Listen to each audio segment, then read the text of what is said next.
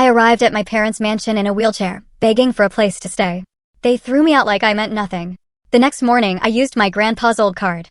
The bank manager jumped up so fast his chair tipped over. "Sir, you need to see this." They say life can change in the blink of an eye, but for me, it was a brutal, soul-crushing blink that stole everything I loved and left me broken. What I didn't know then was that the worst betrayals were still to come, delivered by the very people who were supposed to be my family. I remember that night like it was yesterday, etched into my soul with an iron claw. My name is Winston Cole, and back then, I was 34, a project director at a big tech corporation in Texas. My life? It was picture perfect. A stable job, a beautiful house in Austin, and my world, my absolute everything, my wife, Elise, and our little daughter, Mia. Elise was the love of my life, a gentle soul whose smile could just melt away the exhaustion of even the longest days. And Mia, who had just turned 5, was our sunshine, a mischievous little girl with curly hair and huge, sparkling eyes that always lit up when she'd shout, "Daddy, I love you." That day had been pure joy. We'd spent the afternoon at the mall. Mia, of course, begged for a new doll, while Elise laughed, teasing me as she tried on clothes. We ate ice cream, watched a cartoon, just talking and laughing all the way home. Then, the rain started. Not just a sprinkle, but a real downpour, drumming loudly on the windshield. "Drive carefully, honey," Elise said softly from the passenger seat, gently stroking Mia's hair. Our little girl had fallen asleep in the back, her new doll clutched tight. I smiled, squeezed Elise's hand for a moment, and focused on the road. The highway was busy, but I loved driving, that feeling of freedom. The rain got heavier, turning the road into a slick sheet of water. I cranked the wipers to their fastest setting. The radio played soft pop, trying to drown out the deluge. Mia stirred, murmuring something about her doll. Elise turned to me, her eyes shining. "Today was so much fun, wasn't it? Let's do it again tomorrow." My heart swelled. But then, in that horrifying, split second, everything changed. A huge truck, an absolute monster, came barreling toward us from the opposite direction.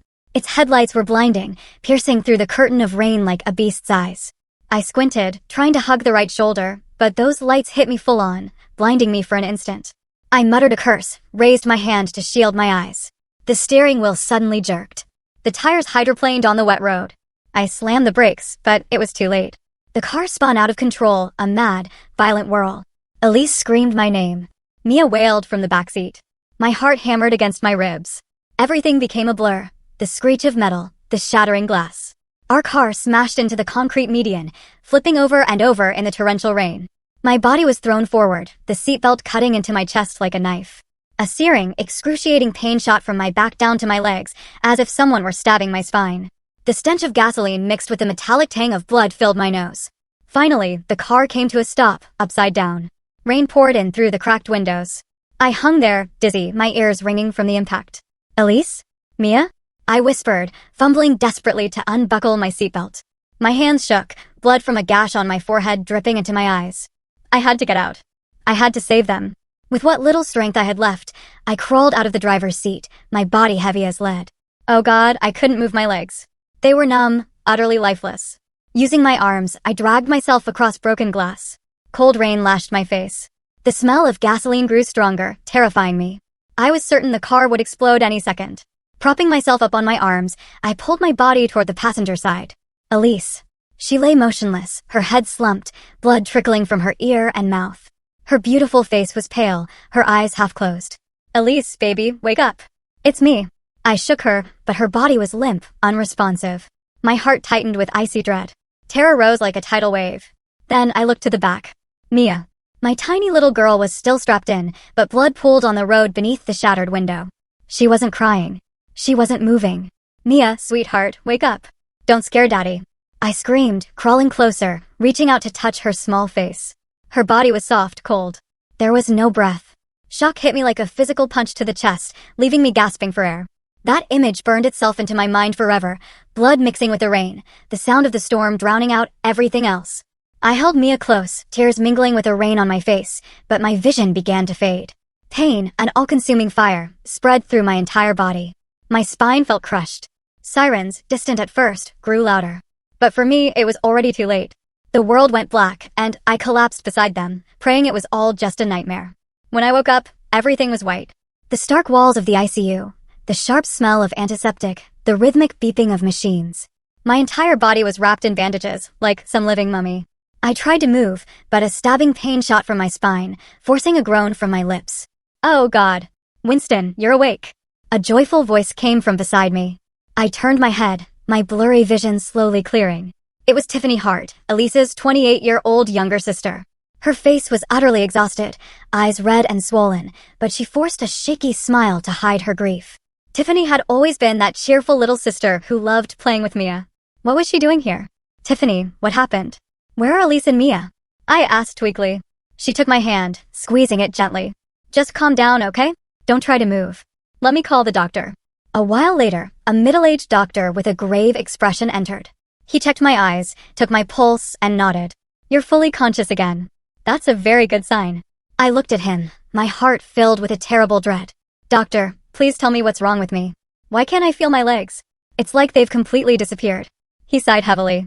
You suffered a severe spinal cord injury in the crash. You're paralyzed from the waist down. The chances of walking again are virtually zero. We'll do everything we can for rehabilitation, but it will be extremely difficult. His words struck me like lightning. Paralyzed. Me, a strong, healthy man, now crippled. I was stunned, my mind spinning. But then, images of Elise and Mia flooded back. Elise and Mia, where are they? Are they okay? I asked in a panicked rush, my voice trembling. The doctor glanced at Tiffany, then avoided my eyes. Tiffany lowered her head in silence. That silence. It weighed like lead. My heart raced, a terrible premonition slamming into me. I gathered all my strength and shouted, somebody tell me, where are they? Why won't anyone answer me? I tried to push myself up, but my body betrayed me. My lifeless legs caused me to collapse back onto the bed. Pain surged, but the physical agony was nothing compared to the fear in my heart. It's all my fault. I wasn't careful enough while driving. Oh God, I blamed myself, tears streaming. Tiffany and a nurse rushed to hold me down. Please calm down, Winston. You'll hurt yourself even more, Tiffany whispered. Eventually, I lay still, breathing heavily. Tiffany held my hand tightly, her eyes brimming with tears. Winston, you have to be strong, okay? I don't know how to say this gently. She took a deep, shaky breath. But Elise and Mia, your wife and your daughter, they didn't survive the accident. They died at the scene. Her words cut into my heart like 1,000 knives. No, it couldn't be. What? No, that's not true. They were just injured. I shook my head, but deep down, I knew it was real. The memory of blood spreading across the rainy road that night came rushing back, and I completely broke down. I cried like a child, utter despair swallowing me whole. My wife, my daughter, gone forever. And I, the survivor, was now nothing more than a broken shell. My life ended that night. The next morning, I barely slept a wink. I lay staring at the hospital ceiling, at tiny cracks that looked like spiderwebs. My mind spun endlessly with horrific images. The pungent smell of antiseptic, the steady beep-beep of the heart monitor, everything was a cruel reminder that I was still alive, a reminder I absolutely didn't want. My spirit was shattered, like an old machine on the verge of breaking down completely. But at least I was calmer now. No more screaming, just a dull, constant pain that spread from my heart throughout my body. Tiffany stayed by my side the whole time. Her face was exhausted, dark circles under her eyes, yet she still forced a smile as she pushed a food tray closer. Eat some porridge, Winston. The nurse said you have to take your medicine on time, she whispered softly, as if afraid of startling me. I looked at her, feeling both gratitude and an immense wave of guilt. I nodded weakly and tried to swallow spoonfuls of the bland porridge, but my throat felt blocked, like something was stuck there. Tiffany, tell me what happened. Everything. From the moment of the accident until I woke up. How long was I unconscious? And how did you even know to come here that night? My voice was tired. I tried to sit up a little, but the pain in my back made me wince. Tiffany paused, put the spoon down and moved closer. She sighed, her eyes drifting toward the window where early sunlight filtered through the curtains. You were in a coma for 2 days, Winston. The hospital found the emergency contact in Elise's medical records. They called me. I was the only emergency contact she had listed. Her voice trembled. Her hands clutched the edge of the bedsheet. I could picture it, Tiffany alone in her dark apartment, receiving that fateful call. I rushed over immediately, driving through the rain, my heart pounding like it was going to burst. When I got here, I stood frozen in the hospital hallway when the doctor told me. Elise and Mia had died at the scene. There was nothing they could do. I had to sign the papers, identify the bodies, handle all the formalities, all by myself. She lowered her head, tears rolling down her cheeks. I listened, my heart twisting in agony. Tiffany had endured everything while I lay unconscious. Thank you, Tiffany. Truly. I don't know what to say. You handled everything alone. I took a shaky breath. Now, I'm asking you to organize the funeral for Elise and Mia, please. Elise once said she wanted to be buried in the cemetery near our house, the one with the cherry trees. And Mia, she loved white flowers. My voice broke. I fought back tears. Tiffany nodded, wiping her eyes. I'll take care of it. Don't worry. Just focus on recovering, and please stop blaming yourself. No one wanted this accident to happen. I said nothing, only looked down at my motionless legs under the white blanket. I could feel the cold numbness spreading through my body. They were no longer mine, just two lifeless logs. The thought of being disabled for life choked me, as if someone were strangling me. I was useless. A burden to everyone. God, how am I supposed to live now? Paralyzed from the waist down. Unable to walk. I'm worthless, I whispered, my hands clenching the sheet until my knuckles turned white. Tiffany took my hand. Don't think like that. You will recover. As long as you're alive, there's still hope. You have to stay positive. But her words only made me feel more hopeless. The future ahead was nothing but pitch-black darkness with no way out. I knew I needed help, so I called my parents, Camden and Marilyn Cole. They lived in a luxurious villa not far from Austin, always busy with their real estate empire. Our relationship had never been close. They saw me as a failed project because I chose technology instead of joining the family business. But now, I desperately needed them. My hands shook as I dialed. Hello, Dad. It's me, Winston. My father's voice came through, cold as always. Yes. What is it? I told him everything. The accident. The deaths of Elise and Mia. My paralysis. I need you and Mom to help Tiffany with the funeral. I can't do anything from this hospital bed. Silence for a moment. Then he muttered, all right, I'm in a meeting right now. I'll look into it later. He hung up. Not one question about my injuries. Not a single word of condolence for Elise and Mia. Not even a hint of comfort. I called my mother, hoping she would at least understand my loss, but she was even colder than my father. I'm very busy too. Handle it yourself. She ended the call abruptly. As if my call was an annoying interruption. I stared at the dark phone screen, reflecting my pale, shattered face. Their indifference burned bitterly inside me. I wanted to scream. They were my parents. How could they be so heartless? But I no longer had the strength to argue or blame them.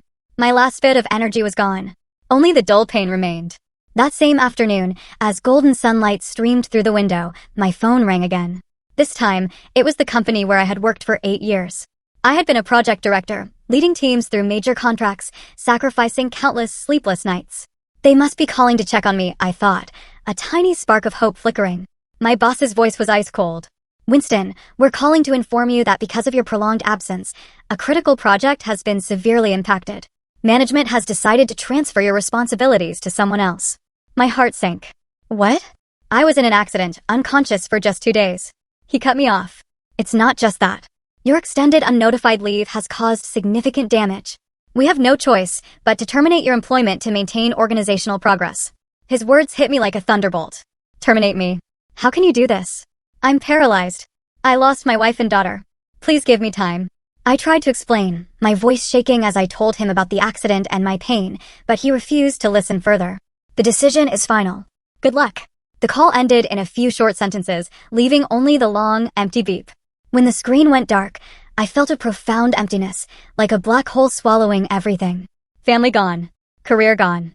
My body no longer my own. And the future ahead? Nothing but an endless abyss. I lay there, staring out the window as the afternoon light faded, my heart dying little by little. Tiffany came back, saw my face, and asked anxiously, what's wrong? I told her, tears streaming down. They fired me. I've lost everything, Tiffany. She hugged me and whispered, you still have me. We'll get through this. But at that moment, I couldn't believe it. My life, once at its peak, had now fallen into the deepest pit. Everything collapsed too fast, too cruelly. I wondered, could anything be worse? Or was this only the beginning of hell? The following days passed in a haze of medication and pain.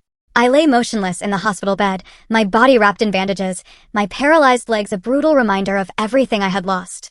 Elise and Mia's funeral took place without me. A husband and father who couldn't even stand to give them a final farewell. Tiffany had handled everything, just as she'd promised.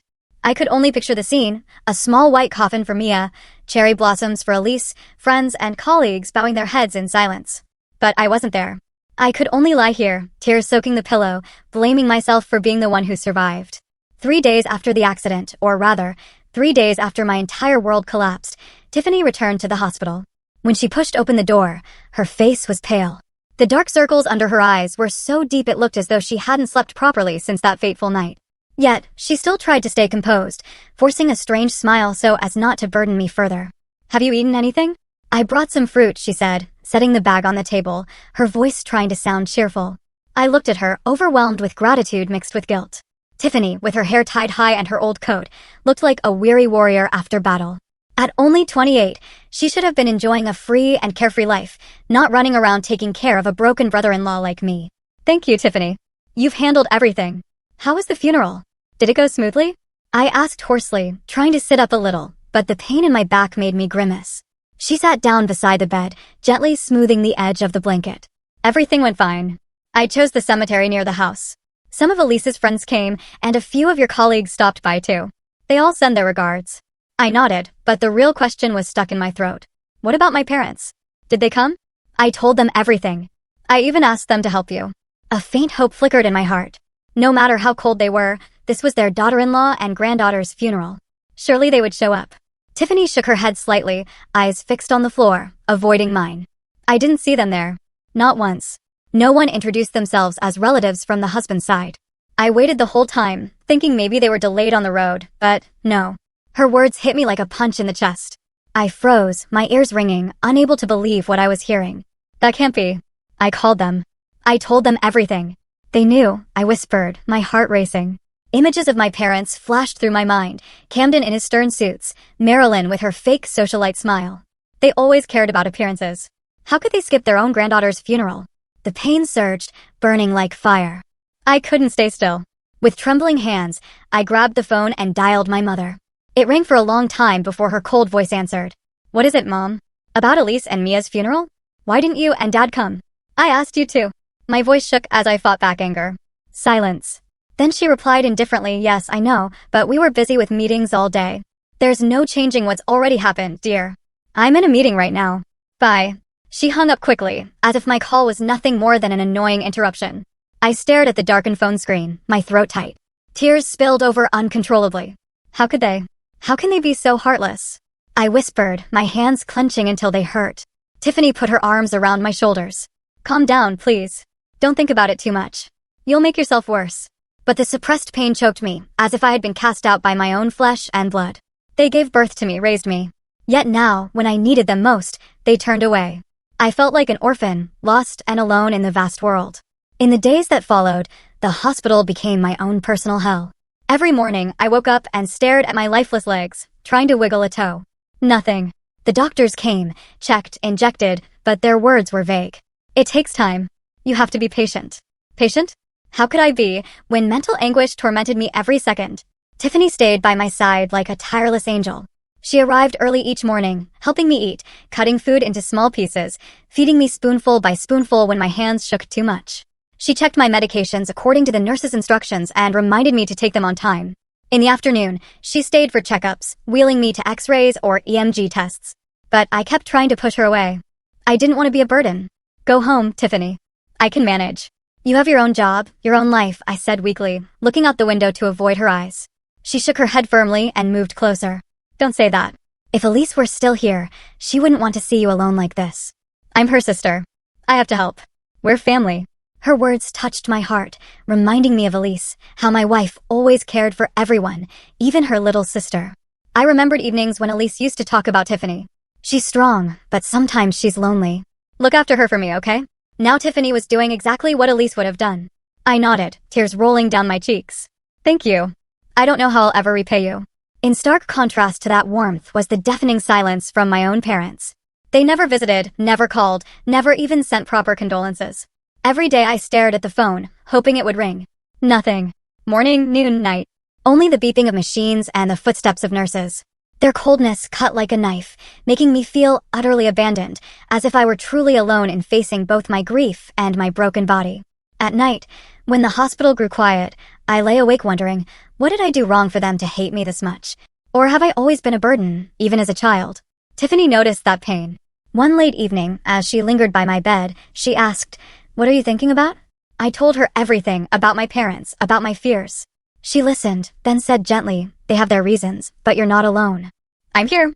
Her words were a faint ray of light. It was Tiffany's presence in my darkest days that kept me from falling apart completely. She didn't just care for my body. She healed my spirit, little by little, with every story, every smile.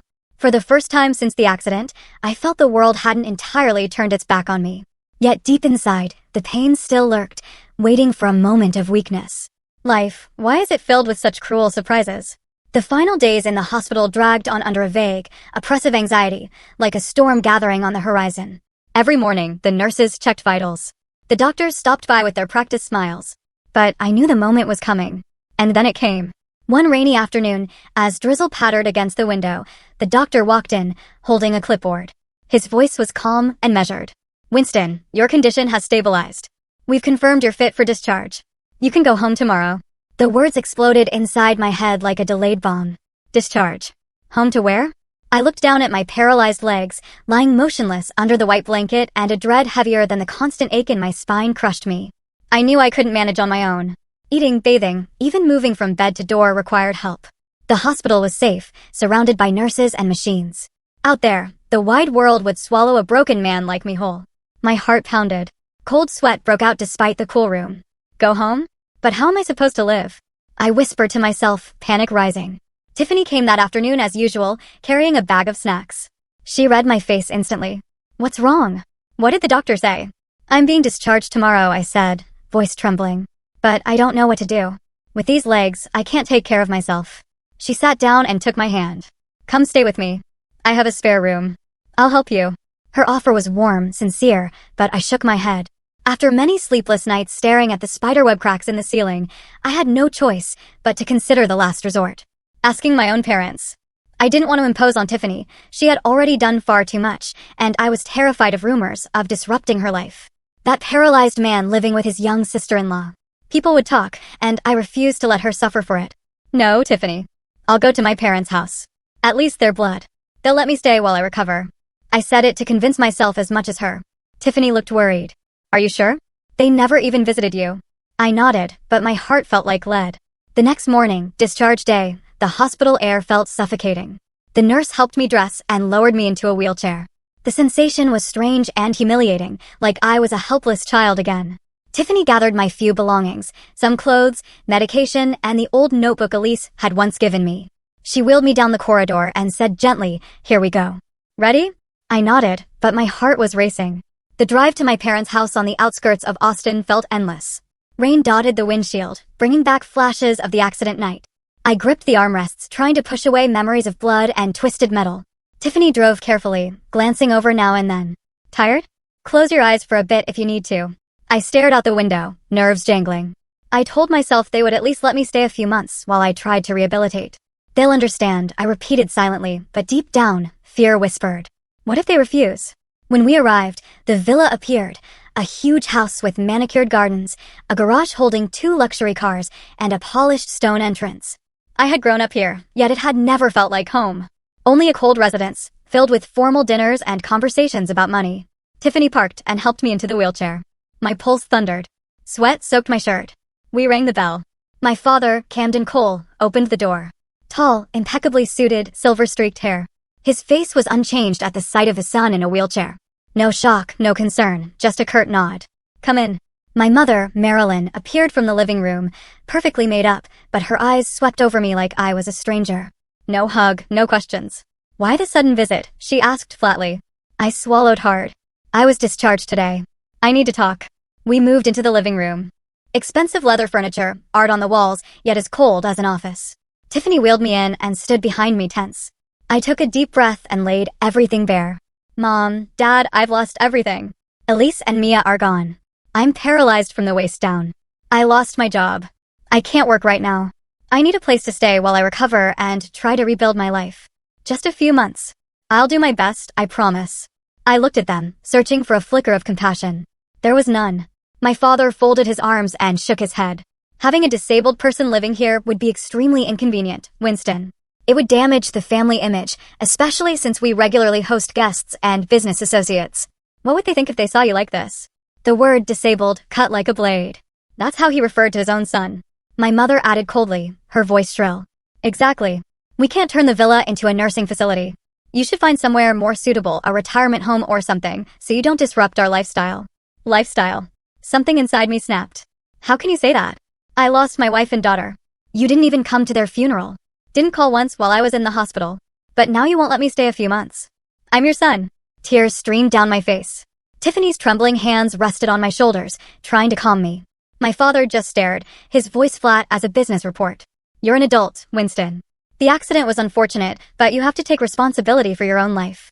Your mother and I can't take on any more problems. Problems? I was a problem to them. Then my mother glanced sideways with contempt and delivered the venomous blow. If Tiffany has been taking care of you every day anyway, just go live with her. Who knows? Maybe you'll replace Elise with her little sister. After all, you're already used to women from that family. The words were a vicious slap. Replace Elise with Tiffany? How could she say something so vile while I was at my lowest? I froze in disbelief. Behind me, Tiffany went pale with shock and humiliation. Her grip on my shoulders tightened painfully. She whispered, "Don't listen to them, Winston." But I saw tears in her eyes. She couldn't believe adults could spew such cruelty. The living room felt like a courtroom pronouncing sentence on me. My heart pounded as I waited for them to take it back. They didn't. Realizing there was no hope left, I said nothing more. I simply turned the wheelchair toward the door in silence.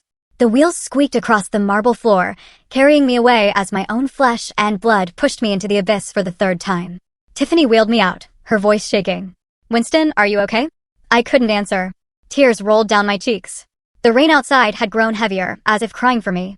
We got into the car, and as we drove away from the villa, I looked back one last time. That house had never been a home, only a prison of painful memories. My heart was hollow, yet the pain was deeper than ever. Life, how cruel can it be? To be betrayed by your own blood. That was the fatal blow. I wondered if there was anything left to lose. Rain streaked down the car windows in long, jagged trails, like wounds that refused to heal. I sat motionless in the passenger seat, the folded wheelchair stashed in the trunk.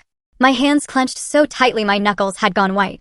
Tiffany drove slowly, occasionally glancing over with worried eyes, but she said nothing.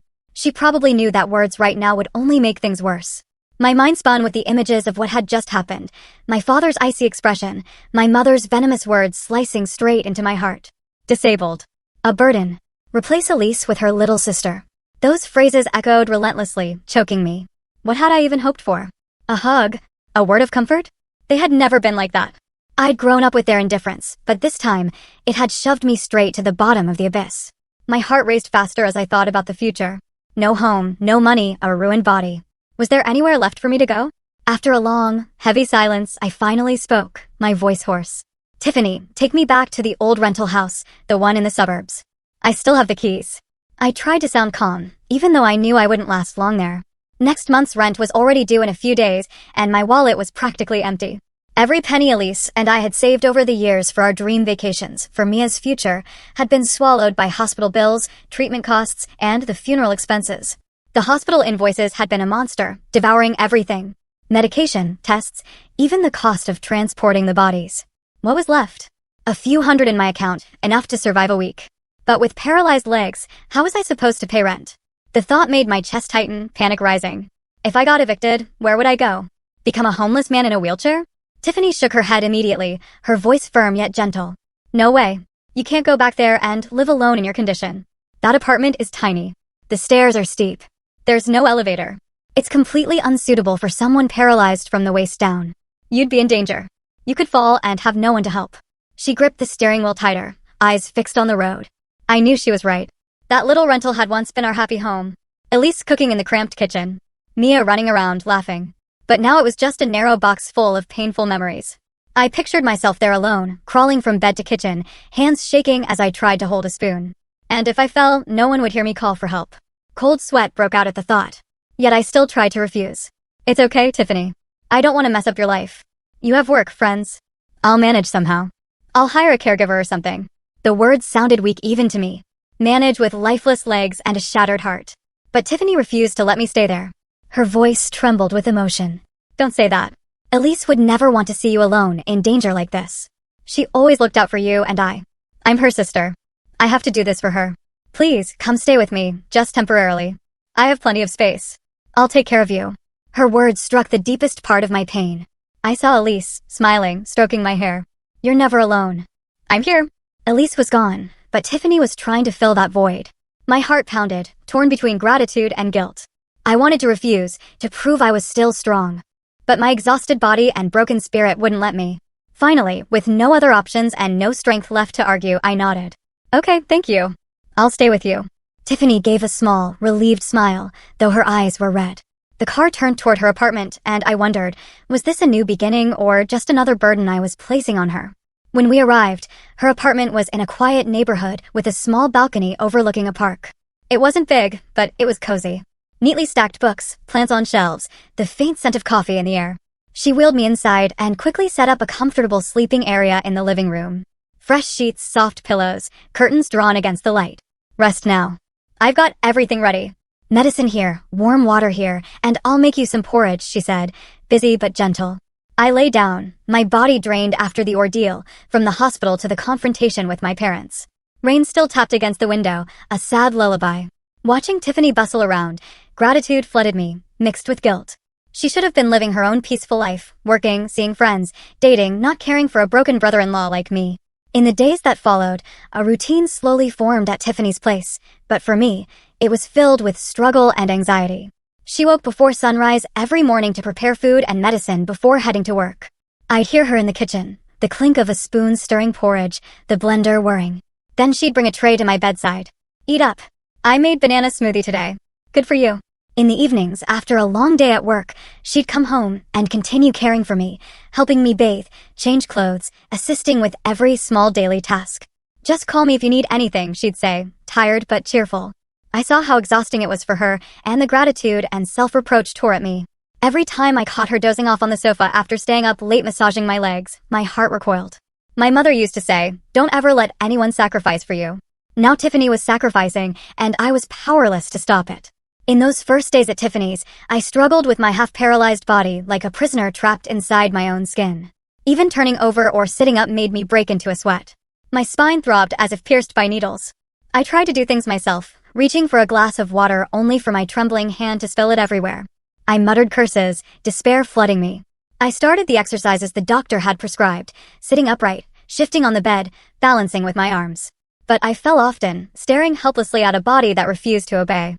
Once, trying to sit up too fast, I crashed to the floor, pain shooting through me.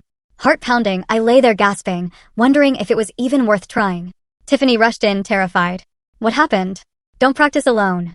Every evening, she patiently helped with therapy, supporting me on the walking frame, massaging my limbs with warm oil, encouraging me step by step.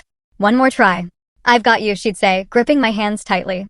Those sessions were agonizing, my legs stiff and numb, muscles twitching, but she never gave up. I thought of Mia, how she used to laugh when I taught her to ride a bike. Hold the bike for me, Daddy. Now I was the child who needed someone to hold me. The guilt kept me awake at night, anxiously waiting for any sign of improvement. Then one morning, as I tried moving like always, I suddenly felt a faint tingle run down to my foot, like a weak electric current. My big toe twitched. Just a little, but enough to stun me.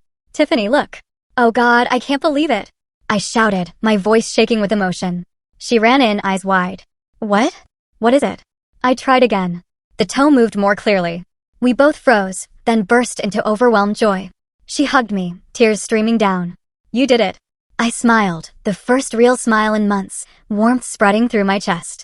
But after that brief moment of joy, reality crashed back. I knew the road to recovery was still incredibly long. Months, maybe years, filled with pain and setbacks. And I was still trapped. No job, no money, completely dependent on Tiffany. The future remained a dark void. My heart raced whenever I thought, what if she gets tired of this? What if I never improve? Those days, I trained twice as hard, but the fear never left. Tiffany kept encouraging me. Just one small step. We'll make it. I nodded, but deep down the anxiety never faded. Life is full of surprises. From the depths of despair, a tiny spark of hope had flickered. But would it be enough to pull me out? The following weeks passed in a familiar yet exhausting rhythm. Every morning, I woke up and looked through the thin curtains of Tiffany's apartment where sunlight filtered in and wondered what the day would bring, a small step forward or another disappointment. Tiffany remained tireless, up early to prepare breakfast, helping me exercise before heading to work. I tried to do more on my own, pushing myself up with my arms to sit, shifting on the bed without her support. But every fall, every stab of pain in my back, reminded me of my helplessness. One afternoon, golden sunlight pouring through the window, Tiffany decided to sort through the dusty suitcases we had brought from my old house. They were filled with memories, Elise's clothes, Mia's toys, a few of my personal belongings. She sat on the living room floor, opening each bag, her voice soft. I'll tidy these up, okay? What should we keep? What should we let go? I sat in the wheelchair beside her, watching her sort. My heart was heavy. Every item brought back a flood of memories. Elise's favorite blouse, the doll Mia used to sleep with. My chest tightened, but I forced a smile. Yeah, go ahead. Then, as she opened an old notebook I used for work ideas, a card slipped out and glinted in the sunlight. Tiffany picked it up. What's this? An old card. Should I keep it or toss it? She asked, handing it to me. I froze the moment my eyes met the familiar silver card. My hands trembled with emotion. It was the card my grandfather, Winston Cole, the man I was named after, had given me years ago, before he passed. The only keepsake I had always carried from childhood to adulthood, tucked inside that notebook like a silent reminder. The surface was dull with time, but the words Legacy Access Card were still clear, along with a faint bank logo. My heart beat faster, as if the past were rushing back through every groove on the card. No, keep it. It's something from Grandpa, I whispered, my voice catching. Tiffany nodded and placed it in my hand. Okay, I'll leave it here. Rest now. I'll make dinner. She stood and went to the kitchen, leaving me alone in the quiet room. In that silence, I sat motionless for a long time, holding the worn silver card, feeling past and present squeeze my heart. A deep, wordless emptiness rose inside me, and my eyes blurred as childhood memories flooded back like a tide. Grandpa Winston Cole was the only person who had ever truly protected and loved me when I was little. He lived simply in an old wooden house on the outskirts of Texas, with a small garden of flowers and vegetables. While my parents were always consumed by work, endless meetings, long business trips, leaving me with nannies and cold dinners, Grandpa was my only anchor. He'd take me to the nearby park, push me high on the swing, laughing. Higher, Winston. Don't be afraid to fall. He taught me what it meant to live with principles, honesty in small things, patience when life tested you, and staying kind even when the world turned its back. Those weren't just words, he lived them. And his calm, generous spirit became my compass through the darkest days. He taught me to read adventure stories about oceans and jungles, sitting by the fireplace, his warm voice reading late into the night. He taught me to ride a bike, running behind me shouting, "Keep your balance, grandson. I've got you." And most importantly, he listened to every childhood sorrow, the times I was bullied, the lonely nights when my parents were away. Sometimes life turns its back, but you have to live honestly, kindly, and patiently, he'd say, patting my shoulder. The day he died 8 years ago from a sudden heart attack, I felt as if I'd lost half my world, my anchor, the only person who loved me unconditionally, asking nothing but my smile in return. His funeral was simple, just a few relatives. My parents were too busy with meetings to stay until the end. I wept at his grave and promised to live the way he taught me. Now, looking at the time-worn card, buried memories rushed back, bringing pain and longing that choked me. Hot tears rolled down my cheeks. "Grandpa, I miss you so much," I whispered, clutching the card. I remembered his final words in the hospital, weak but firm. "If life ever pushes you to the very bottom, take this card to the bank. They'll help you stand again." Back then, I thought it was just a small savings account. A few thousand, nothing more. I had smiled sadly and said, "Thanks, Grandpa, but I'm fine." Now, paralyzed, having lost everything, it was the only comfort I had left. My heart raced with a mix of hope and curiosity. What was really in there? A little money to survive? Or just a memory? The next morning, after a sleepless night filled with memories of Grandpa, I decided to find out. While Tiffany prepared breakfast, I called out, "Tiffany, can you take me to the main branch of First National Trust? I need to check this card." She looked surprised. "That old card? Sure, we'll go after breakfast." My heart pounded the entire drive through the familiar streets of Austin, everything blurred by anxiety. First National Trust stood downtown, a tall building with gleaming glass. Tiffany wheeled me to the counter. I handed the card to a young employee with a professional smile, but the moment she saw the front of the card, her expression changed. Her eyes widened, hands trembled slightly. "Please, wait just a moment," she whispered immediately, ushering us into a private room and calling a senior manager. The atmosphere turned formal, almost secretive. Staff whispered. The door closed firmly. Both Tiffany and I were bewildered. "What is this card? Why the private room?" she asked quietly, squeezing my hand. I shook my head. "I only know it's from Grandpa." My pulse thundered, cold sweat broke out. Then the manager entered, a middle-aged man in a sharp suit, momentarily stunned to see the Legacy Access Card in the hands of an ordinary man in a wheelchair. "Mr. Cole, good day. We need to verify your identity." His tone was grave. They checked everything, ID, fingerprint scan, a security pin Grandpa had made me memorize years ago. Everything matched. "You are the sole legal owner of the account," the manager confirmed, his voice slightly trembling. Then he explained slowly, as if revealing a long-held secret. This is not an ordinary debit card. It is a Legacy Trust Access Pass, the key to a high-value inheritance trust managed under absolute confidentiality. Your grandfather established it many years ago, naming you as the sole beneficiary. My heart felt like it would burst. He listed the assets, $1.2 billion in total, including over $120 million in cash, a blue-chip stock portfolio worth nearly $480 million, a 25% stake in his real estate company valued at approximately $320 million, more than $160 million in bonds, a commercial complex in Phoenix worth over $150 million, and 2 safe deposit boxes containing documents, precious metals, and a USB drive left by Grandpa. I sat speechless, mouth open, unable to believe my ears. $1.2 billion. My grandfather, the man who lived simply, wore old clothes, ate plain oatmeal, vegetable soup, or baked potatoes every day, had left a fortune this enormous? How? How is this possible? I whispered, tears welling up, my heart racing. The manager smiled. Your grandfather was a very private, highly successful investor in real estate and securities. He wanted everything kept secret until it was needed. On the way out of the bank, I sat silently in the wheelchair, clutching the USB and the card, overwhelmed and moved. Tiffany drove, her voice trembling. You're rich. My God. Grandpa left you an incredible fortune. But I didn't smile. I just cried quietly. Grandpa had saved me. From the grave. From the abyss. A new door was opening after every tragedy that had pushed me to the bottom. My heart beat fast with a flicker of hope, recovery, a fresh start, living kindly as he taught me. Yet deep down I knew the journey was only beginning. With that wealth came great responsibility. Life is so full of surprises. From poverty, I had become a billionaire overnight. But Grandpa's memory was the true treasure. I thought of him more than ever. Those afternoons when he talked about investing, it's not about money, it's about patience, grandson. Now I understood. Back home, I carefully put the card away, my heart warmed. And Tiffany asked, "What will you do with all that money?" I whispered live. Well, the way he taught me. That night, holding the USB, my heart pounded. What's on it? A message? Hope mixed with anxiety. Life is dramatic, and I was right in the middle of it. Back at Tiffany's apartment, I couldn't wait any longer. With trembling hands, I plugged the USB the bank had given me into my old laptop, the only thing I still had from the previous house. The screen flickered. Then a slightly grainy video began to play, clearly recorded many years ago. There he was, the weathered yet gentle face of my grandfather, Winston Cole, sitting in his familiar wooden rocking chair inside the old log cabin. Behind him were the same dusty bookshelves and the cold, empty fireplace. His kind smile looked straight at me through the screen, as if he were still alive. My heart clenched, tears instantly welled up. He looked frail, his hair snow-white, but his eyes still sparkled the way they always had.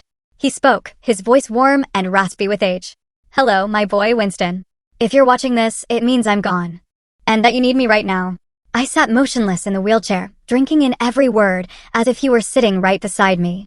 He said that in his entire life, what made him proudest was not the wealth or the successful deals, the real estate and stock investments he had kept completely secret, but my character. "You are kind, responsible, loving, and honest, even when you've been hurt," he said, his voice trembling. "I saw it when you were little, when you gave your toys to friends. When you comforted me after your grandmother died. You're not like your parents. They chase money and forget what it means to be human."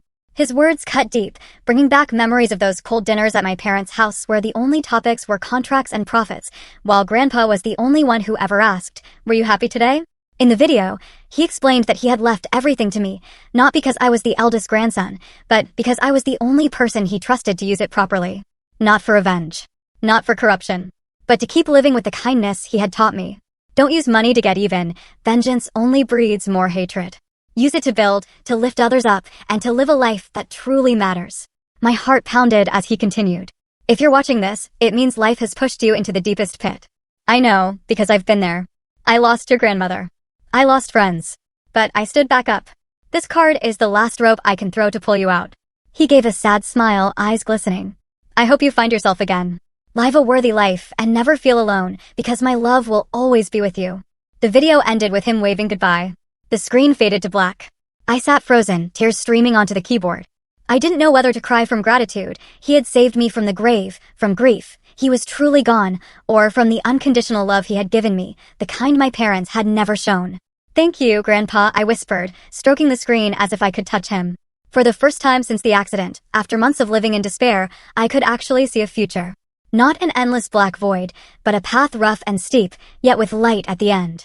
Tiffany walked in from the kitchen and saw me crying. Alarmed, she asked, "What's wrong?" "What was on the video?" I told her everything, my voice breaking. She sat beside me and hugged me tight. "Your grandfather was an extraordinary man. Now you have everything you need to start over." And she was right. The very next week, I used a tiny fraction of the inheritance, still stunned by its size, just a few $1,000,000, enough to get started, to hire the best physical therapy team in Texas. Not ordinary doctors, but top specialists from a renowned rehabilitation center, with decades of experience. I invested in state-of-the-art recovery equipment, electrical muscle stimulators, multifunction walking frames, even a small therapeutic pool. Most importantly, I bought a new house. Spacious, safe, on the outskirts of Austin, with no stairs, a private gym, and a lush garden for peace and quiet. Not a lavish mansion, but a warm, accessible home where I wouldn't be confined to a wheelchair forever. Tiffany and I moved in together. Not because I was still dependent, though at first I did need her help, but because we both wanted to walk this difficult road side by side. "Tiffany, how would you feel about living together for a while? Not so you have to take care of me, but so I don't have to face this part alone." I asked, my heart racing. She nodded, eyes shining. "I understand, and I don't mind at all. If you need someone by your side, I'm here. After all, we're still family." Moving was a challenge. Boxes piled high, laughter mixed with tears when we found old photos of Elise and Mia. But the new house brought hope. Wide bedrooms, a modern kitchen, a bright gym filled with gleaming equipment. Therapy began immediately, and it was still hell. Every morning, the team arrived, muscle massage specialists, physical trainers with personalized programs. I fell over and over while trying to stand, losing balance on the walker, legs jerking like I was being electrocuted, my body drained after every session. The pain went straight to the bone. I was soaked in sweat and wanted to give up 100 times. "I can't do this." I'd shout, lying on the floor, gasping. But every single time, Tiffany was there to help me up, encouraging me step by step. "Try again." "I'm right here," she'd say, gripping my hands, her eyes full of determination. She didn't just help physically, massaging my legs at night, preparing nutritious meals. She lifted my spirit, telling funny stories, playing the music Grandpa loved, reminding me of his words, live kindly and patiently. 3 months in, I could sit steadily without shaking and move around the house on the walker by myself. "Winston, you're amazing." "You did it." Tiffany cheered, hugging me tight. 6 months later, I practiced standing, shifting weight onto my legs. Every second felt like needles, then taking tiny steps, pain shooting through my bones. But I gritted my teeth. Tiffany cried with joy. The first time I took real steps. After 1 full year of relentless effort, 1 year of sweat, tears, and sleepless nights filled with worry, I could finally walk with crutches. It was still hard, each step heavy, as if I carried weights, but steady. The first time I crossed a room without the wheelchair, my heart pounded with emotion. Tiffany stood there, eyes shining with pride and relief. You're walking." Oh my God. We hugged, laughing and crying at once. It was a rebirth. From a broken man, I had become someone who could stand again, even if still limping. While I focused on recovery and rebuilding my life, planning finances, making small investments the way Grandpa taught me, I occasionally heard snippets about my parents. They had run into debt from reckless investments and overspending. The luxury villa, new cars, but now partners were pulling out, banks were foreclosing. I said nothing. Didn't call. Didn't help. I only felt a clear, quiet distance, as if their life and mine had long been on separate paths and no longer concerned each other. My heart no longer raced with anger when I thought of them, just a faint, fading sadness, like looking at an old photograph. They reap what they sow, I thought, then went back to my training. My life now belonged to me, with Tiffany by my side, Grandpa watching from above, and a future brighter than ever. Yet deep down I knew the challenges weren't over. The drama still lurked. And I had to stay ready. Once my health had stabilized further, when I could walk with crutches without Tiffany constantly supporting me, even though every step still felt like needles, I decided I could no longer just sit still. Lying in the living room of our new house, gazing out at the lush garden, bathed in late afternoon sunlight, I thought all night. The fortune Grandpa left me wasn't meant for me to lie around and enjoy. He had taught me to live kindly, responsibly, and to build something worthwhile. With years of experience as a project director in tech, leading teams through major contracts, solving complex problems, I knew I could do it again. "Start a new company," Tiffany suggested one evening as we sat with cups of hot coffee. "You know you're good at this." Elise always said so. "Don't waste your talent." My heart raced with excitement and fear of failure, fear my body wouldn't keep up. But I nodded. The following week, I used a tiny fraction of the inheritance, just a few $1 million, enough to get started, to found a technology company specializing in project consulting and software development. The name? Legacy Tech, in memory of Grandpa and my promise to live well. The early days were brutal, like walking into an endless battle. I ran the company from a small, inexpensive office in downtown Austin, wooden desks, a handful of computers, while continuing daily physical therapy and learning to live again with a body that had once been paralyzed. Before sunrise, I practiced walking around the house, legs trembling, shirt soaked in sweat after only a few meters. Then I drove to the office, crutches in one hand, heart pounding in case I fell. There, I met with the tiny initial team, just 3 young engineers I hired online who believed in my story. We start small, then we grow strong, I told them, trying to keep my voice steady. Reality was harsh. The first project was a simple app for a local client, but they were skeptical. You were paralyzed from the waist down. Can you really guarantee deadlines? Their words cut deep and made me doubt myself. At night, exhausted from therapy, leg massages, electrical stimulation, I lay awake wondering, can I really do this, or will I fail again? At first, the company had only a few employees and small, scattered projects, optimizing systems for local stores, building basic websites. Clients still doubted the abilities of a man who had been disabled. I saw their eyes flick to my crutches during meetings. My heart raced with anxiety, afraid they would walk away. But through relentless persistence, staying up late, planning, making cold calls despite dozens of rejections, and clear strategies drawn from past experience, each project was completed flawlessly. The first app ran perfectly. The client was thrilled and referred others. Trust grew, leading to bigger contracts, software development for startups, project consulting for mid-sized firms. Revenue rose. The team grew to 10. My heart pounded with joy every time I signed a new contract. I did it. Within months, the media took notice. The first local article appeared, From Paralyzed to Powerhouse, the inspiring story of Winston Cole. They told of the accident, the loss, the unexpected inheritance, and how I rose to start a company. Then it spread, TV interviews, viral social media posts. They called me a symbol of resilience. The man reborn from despair. Articles exploded online. Hashtag Winston Cole story trended for days. I read the comments. He inspires me. From rock bottom to the top. My heart swelled with emotion, not from fame, but from knowing my story was helping others.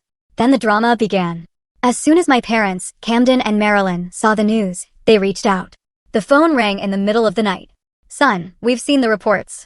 It's time you fulfilled your duty as a son and invested a substantial amount in our company to help the family through these difficulties. My father's voice was cold, like a debt collector.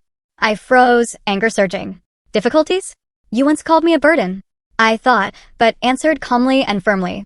I'm sorry, but I can't. I have my own plans. They hung up furiously. In the following days, they kept calling and texting, harassing me. You're selfish. We raised you, and now you abandon us in our hour of need. I ignored every call, turned off the phone when the screen kept lighting up, my heart pounding with tension, and focused on the company. When they refused to give up, they showed up at my office, causing a scene one beautiful sunny morning while I was in a team meeting. An employee rushed in. There were an older man and woman at the door, demanding to see you. I went out and found my parents standing there, faces red with rage, filming on their phones. Our own son is rich but abandons his parents. We're going bankrupt because of debts and he refuses to help, my mother shouted, drawing a crowd. My heart raced, cold sweat broke out. What if clients saw? What would the staff whisper? The incident caused a few ripples. Some partners called to ask questions. Social media buzzed, but I stayed silent, refusing to respond. Don't react, Tiffany advised, hugging me. They'll expose themselves. And that's exactly what happened. When journalists dug deeper, the truth came out, how they had abandoned their paralyzed son, skipped the funeral of their daughter-in-law and granddaughter, and thrown me out of their home. The first headline read, Behind the Abandoned Parents, the story of a son discarded while paralyzed. Public outrage erupted. Comments poured in, they should be ashamed. Winston is the victim. Their reputation collapsed overnight. Their family company lost all credibility. Partners severed ties to avoid association. Clients walked away, not wanting to be linked to a family condemned by public opinion. Everything slid downhill. Business loans frozen, projects stalled, financial trusts withdrawn. Struggling, the company teetered on the verge of collapse due to the family scandal. I read them without pain, only a faint, distant sadness. One gloomy afternoon, the sky gray as if about to rain, the doorbell rang. I opened it to find Camden and Marilyn standing there, faces gaunt and weary, clothes rumpled instead of designer suits. Son, let us in. We need to talk, my father said weakly. They begged me once more to invest and save the company and asked to move in temporarily because their house was being foreclosed. My heart raced, not with anger, but with a weight of facing the past. I stood at the threshold, looking at the two people who had given me life, now broken and remorseful. Yet I felt no hatred, only a quiet, faded sorrow, like looking at strangers. Do you remember the day I was paralyzed and had lost everything? I begged to stay with you, and you threw me out, called me a burden, told me to go live with Tiffany. I said calmly. They lowered their heads. We were wrong. We treated you terribly. Please forgive us. I shook my head. Everyone reaps what they sow. I'm sorry, but I can't help you. Then I gently asked them to leave and close the door, shutting a painful chapter that had lasted far too many years. For the first time, the past no longer clung to me. It had ended exactly where it needed to end. I walked back inside. Tiffany was waiting and hugged me. Are you okay? I nodded. A weight lifted from my heart. I'm okay now. Only the future remains. That night, lying beside her, I still lay awake for a little while, nervous, because life is always full of surprises. But now I was ready to face what came next. 2 years after the tragedy. 2 years since that fateful rainy night that took Elise and Mia, leaving me with a shattered body and a bleeding heart. I had almost completely recovered. The legs that once lay paralyzed like lifeless logs now walked steadily across the polished wooden floors of our home. No more crutches, no more wheelchair, only firm, confident steps, even if they still carried a slight limp. After long work days, my body had grown strong again through relentless therapy and training, morning runs around the garden, afternoon gym sessions with the trainer, evening stretches by the fireplace. My company, Legacy Tech, had become one of the fastest-growing tech firms in Texas, hailed by the media as a symbol of rebirth. From those first small projects, we now handled major international contracts, developing AI-driven management systems, providing strategic tech consulting for startups. The staff had grown to over 100, and our headquarters featured sleek glass walls and creative open spaces. Where I once attended meetings with crutches beside me, I now stood tall to present ideas without a tremor. The press interviewed me constantly. How did you rise from rock bottom? I always answered simply, because of the people who truly loved me, and because I refused to give up. My heart still races when I read the articles, not because of fame, but because I see my story inspiring others who are struggling with loss, just as I once did. Throughout this time, the love between Tiffany and me grew quietly, from peace and understanding into something deep and genuine. It wasn't the explosive youthful passion I had shared with Elise, those rushed kisses, those breathless promises, but a gentle, steady current, like a calm river after a storm. We had walked through hell together, the nights I cried for Mia when she sat silently listening, the therapy sessions when I wanted to quit when she held my hand and urged me on. Love blossomed naturally from the smallest gestures, her leaving coffee ready in the morning, my bringing flowers home after work. We were never in a hurry. Both of us had lost too much. I had lost my wife and daughter. She had lost her sister and niece. My heart would race whenever I wondered, is this love or just gratitude? But slowly I understood.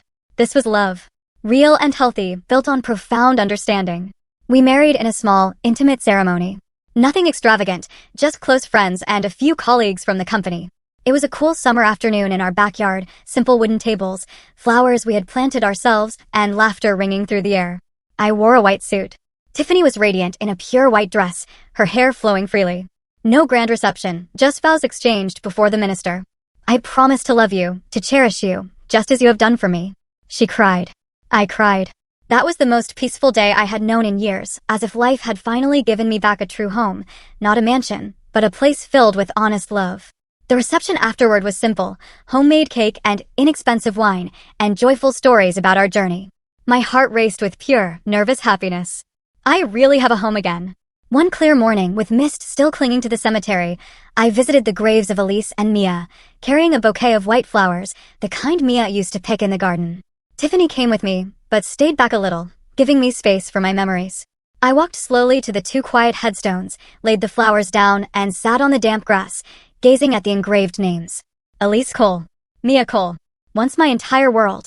There was no longer searing pain, no uncontrollable tears, only gratitude that they had passed through my life, bringing joy and lessons. Elise, Mia, I've stood up again, I whispered sincerely. I'm living again. I found peace. You'd want that for me, wouldn't you? I will love you both. Forever.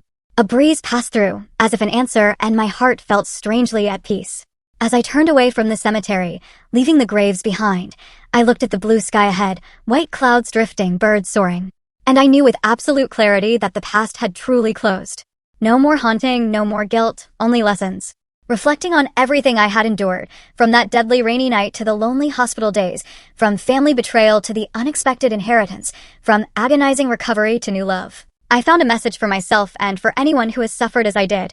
No matter how far life pushes you down, never let go. No one can save you but yourself. Stand up again. For those who truly love you, and because your life deserves to be lived a second time. Those words echoed in my mind, like Grandpa whispering from above. With a healed heart, I returned to Tiffany, the woman who had held my hand through the darkness, from the hospital to the nights of despair. She waited by the car, smiling softly. Are you okay? I pulled her into my arms. I'm okay now. Let's go home. We drove back hand in hand, ready to keep building our future.